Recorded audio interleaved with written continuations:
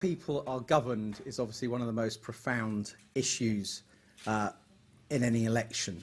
We were very worried yesterday by a story in the Financial Times, which seemed to be very well sourced, and quoted sources close to Nick Clegg, saying that his party would be prepared to support David Cameron's plan for an in-out referendum, but only under certain circumstances, that Mr Clegg would have an influence in deciding the question asked, the precise timing of the referendum,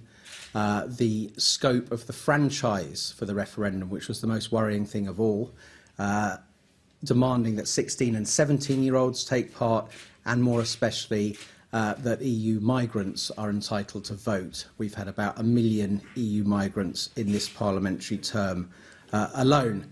We would like David Cameron to come clean about exactly what discussions he has or has not had with Nick Clegg in the Quad or in wider coalition circles. We would like him to guarantee that none of these demands would be met,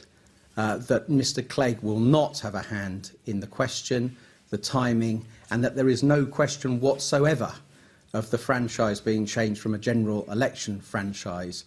because in the case of 16 and 17-year-olds, they're far more likely to have been exposed recently to very strident pro-EU views and not to have heard the Eurosceptic case at all. And in the case of EU migrants, there is obviously a vested interest potentially in how they will vote. We see this as an attempt by the Liberal Democrats to gerrymander the outcome, but we are also worried that David Cameron has a habit of letting the Liberal Democrats take the rap for certain unconservative things he might be planning to do. So we call on David Cameron to come clean on exactly